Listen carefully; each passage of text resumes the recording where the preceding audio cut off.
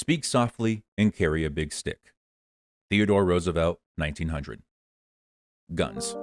They are essential to the American culture. So much so that you probably can go to any other country in the world and ask people what are some of the first words that come to your mind about the United States of America.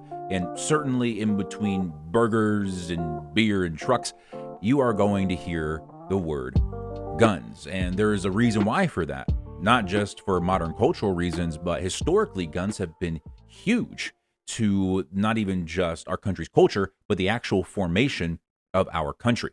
Colonizers, when they first arrived to the United States, they used guns as a means of protection and aggression towards the native population. They also used those same guns to overthrow the government that was increasingly infringing upon their rights and silencing their means of their voice, silencing their voice. They were taxing them without representation. And you know the story. You know the story how it goes. They used those guns that they had brought over with them in order to defend themselves, now in a means of aggression towards their oppressors. And once they did that, they set up means in the government's structure to allow citizens to continue to buy and manufacture these weapons for the very same reason, to overthrow tyrannical powers and for means of self-defense. That was the intention of the Second Amendment. And about 80 or odd so years later, they used that very same idea to arm the population to overthrow the Confederacy and their authoritarian continuation of the very, very despicable practice of chattel slavery. And for a very good portion of the United States, its relationship with firearms were relatively all right. All right, they were pretty good. I mean, it's a tool that can be used in a very destructive way, and so it's dangerous. It's a dangerous thing, and it ought to be treated as such. But the relationship between the U.S. and firearms, and basically the rest of the world and firearms, was all kind of relatively okay until we hit about the 1960s, especially in the United States, where things really start to take a turn for the worse, and we see the ramifications of that even to this very day. So what happened? What happened? Well, a lot of the liberals will like to tell you that what happened is that now our availability to firearms has now taken a turn for the worse, and it is now becoming a very large cause of death and panic and destruction all across our country. And I have some pushbacks to that idea. Ultimately, this conversation about guns has made two groups of people. The first group being the people that think that the people of the United States, the greater total people, do not have the means or the knowledge or the whatever else to properly look after themselves. And so they must be heavily regulated in order that they can be protected, secure, and prosperous. There is a second group of people that say that the state within and of itself is actually benevolent towards you. And so we don't really need firearms because if we need something, the government will be there to help us. And I understand that this might come across as a caricature of some of the bigger arguments across the debate. And I agree, I am kind of doing that. But if you boil down all of these arguments, you're really going to come across that they start from either of these two paradigms. And the reality is, the more laws that we push that restrict our means of firearm access only prohibit those who were neither determined nor inclined to actually commit any criminal activity. That's what Cesare Beccaria said. Forgive me if I'm pronouncing his name wrong. I think he's Italian or something, but he was the one that, this was found in a letter to Thomas Jefferson, and this idea was put forth that those laws only restrict those who are actually going to follow those laws. But that wasn't something Thomas Jefferson said. That was something that Cesare Beccaria said. And 300 years later, that idea is still relevant, that if you continue to restrict the rights of the people to a means of defense, that only hurts the people that aren't going to be committing crimes in the first place. And the reality is, the more laws we put out, it does not make the place safer.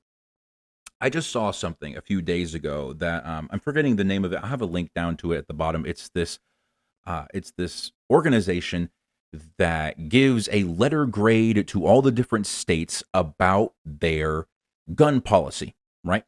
Well, I live in the state of Maryland, unfortunately. Let's go Ravens, right? Purple. They got an A minus. They got an A minus. Do you know how many murders are committed in Maryland?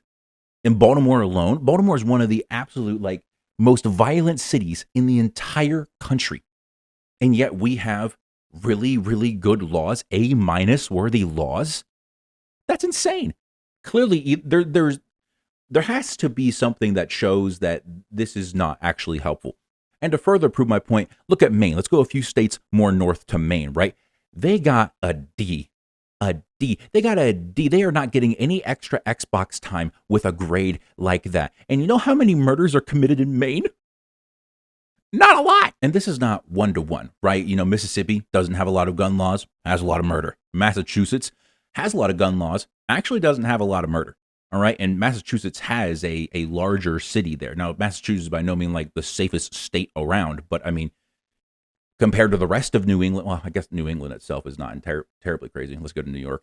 There's just a lot of ifs, ands, and buts about it. What we see is that there is not a direct correlation with the amount of laws you have on hand or the amount of strictness of laws you have on hand that directly corresponds to the safety of that state. And that's the biggest thing. I want the public to be safe. And if these laws don't make you safe, but in fact they just disarm you and potentially make you more unsafe, I think then we ought not to deal with those laws. So we need to look exactly at what is pushing all these types of murders that we see, particularly within my home state of Maryland.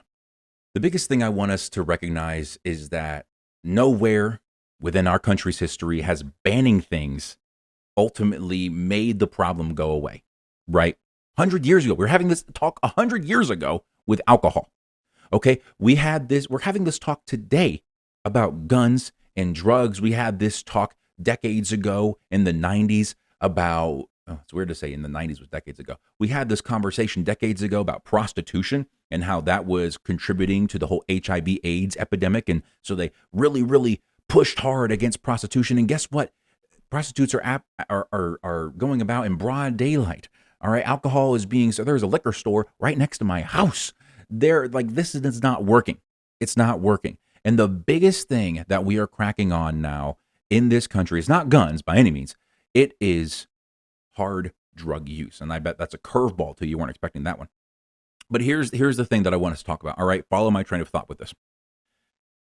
People within inner cities very, very often are poor and very, very often are left without a lot of means of recreation or escape. And that is because of the work of the U.S. government constantly pushing against inner city Black communities, right?